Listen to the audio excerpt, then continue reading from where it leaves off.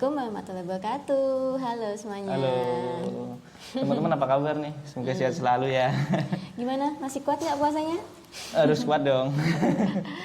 Eh, Iya sayang, gimana? Pada Sayang? kesempatan kali ini, aku pengen ngajakin Mas Syafiq buat belajar bareng. Jadi kan teman-teman semua tahu ya, kemarin itu kan Bapak Jaryanto kan sering banget ya beli bis second yang kualitasnya masih bagus.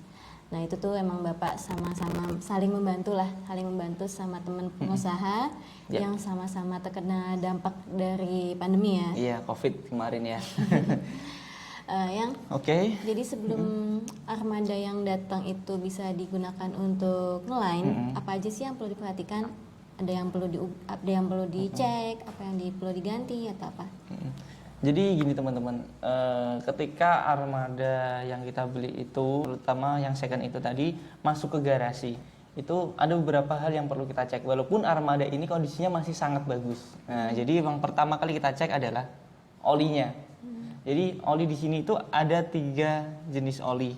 Yang pertama oli mesin, yang kedua oli gardan, yang ketiga adalah oli transmisi. Nah, ketiga oli tersebut ini sama-sama harus diganti secara berkala. Jadi sebelum ini armada nanti dibuat untuk ngeland, ini kita cek dulu apakah oli ini masih layak untuk ngeland. Kalaupun masih layak, bisa kuat untuk berapa kilometer lagi, ataupun memang sudah harus kita ganti. Nah di situ. Terus kemudian setelah itu kita cek mesinnya. Jadi kita cek mesin apakah mesinnya ini tuh memang masih sangat bagus, atau ada beberapa rembesan mungkin, atau ada beberapa part yang perlu diganti. Nah, yang pastinya kan untuk nanti biar armada ini tuh mesinnya sehat. Jadi ada beberapa part yang perlu diganti, termasuknya fan belt ataupun seal atau apa itu pun semuanya itu. Nanti kalau setelah mesin ini semuanya sudah sehat, kita cek di kelistrikan.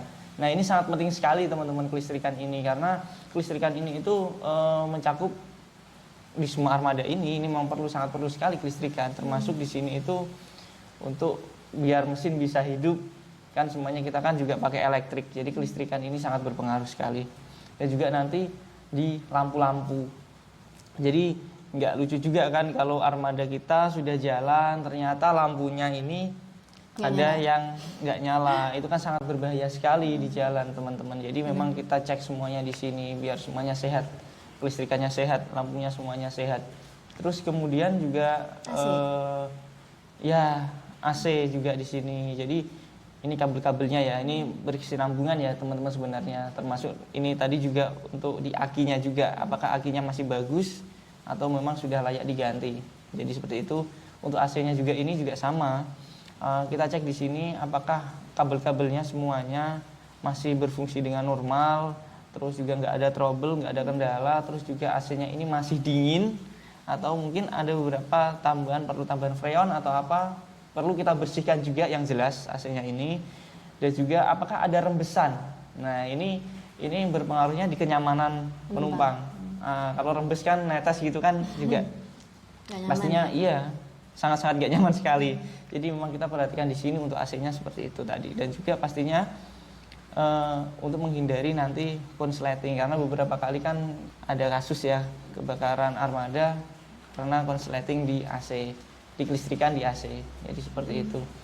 Terus setelah ini sudah berfungsi dengan normal semua, terus kemudian kita cek di sistem pengeremannya. Nah teman-teman, ini sistem pengereman ini sangat penting sekali teman-teman, karena di sini berkaitan dengan keselamatan semuanya. Jadi di sini kan di sistem pengereman ini ada beberapa komponen, yaitu ada kampas rem, ada tromol, dan juga di sini ada master rem. Jadi di sini nanti kita periksa semuanya, kita pastikan sistem pengereman ini berfungsi dengan normal dan sangat baik. Jadi seperti itu. Kemudian setelah sistem pengereman, kita cek di kaki-kakinya.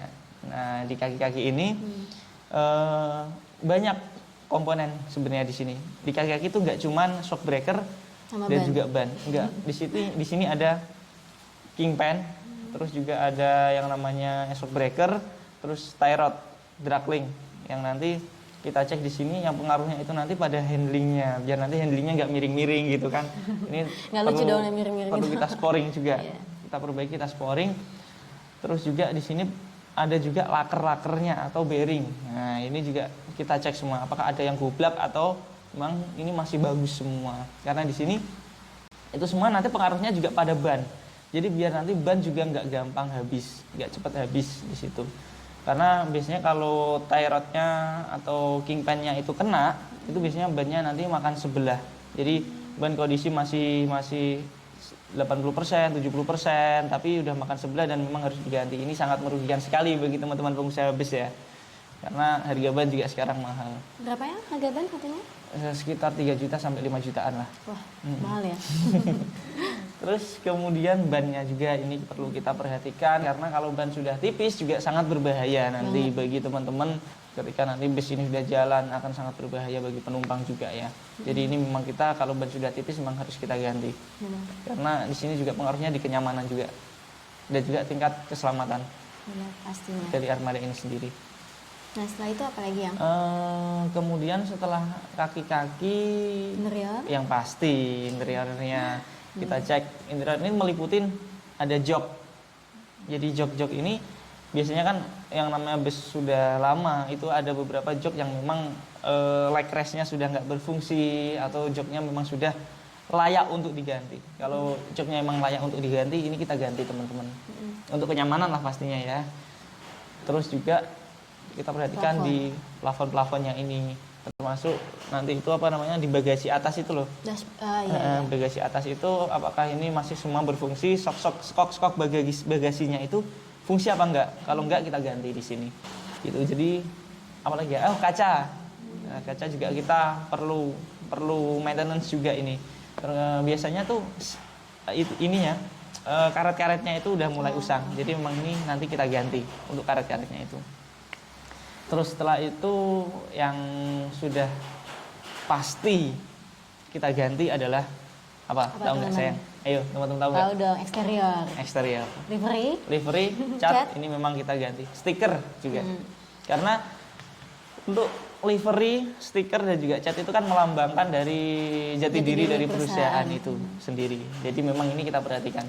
Ciri khas perusahaan. Nah, kayak Arianto tuh ciri khasnya Berkudoro gitu. Berkudoro, lambang menara dan juga stiker Salawat. perusahaan iya. dan juga stiker sholawat ini yang menjadi ciri khas dari PO Haryanto. Jadi gitu. Kalau untuk catnya sendiri itu biasanya kita kerjakan sendiri juga di sini. Kadang kalau kita memburu cepat kita bawa ke karoseri. Cuman kalau repair di sini tuh insya Allah nggak kalah bagus kok sama yang di karoseri di luar. Itu yang Avante, teman-teman udah tahu kan yang Avante? Itu cat di sini kan? Iya, itu repair di sini. Itu bagus loh. Di repair sama Mas Abu ya. Mas Abu itu cat borongannya sini, PO Haryanto. Itu bagus kok. Teman-teman nanti bisa lihat deh itu Avante glowingnya seperti apa dilihat. Nggak kalah dari karoseri luar. Bener. Iya.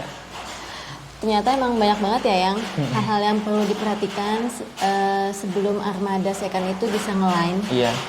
Memang di sini kita perhatikan armada tuh memang harus fit. Harus fit biar nanti ketika armada ini sudah mulai ngeline nggak ada trouble-trouble di jalan. Belum kadang kala kita sudah cek semuanya pun kadang di jalan pun masih ada trouble. Ya wallahu alam lah ya. Jadi gitu. Cuman kita sebisa mungkin meminimalisir trouble di jalan itu tadi. Seperti itu teman-teman. Ya udah, banyak banget nih hal baru yang aku pelajari hari ini. Iya. Mungkin teman-teman ada yang mau nambahin? Oh ya, kira-kira teman-teman ada yang mau nambahin nggak? Hal apa lagi yang perlu diperhatikan sebelum armada itu bisa ngeline?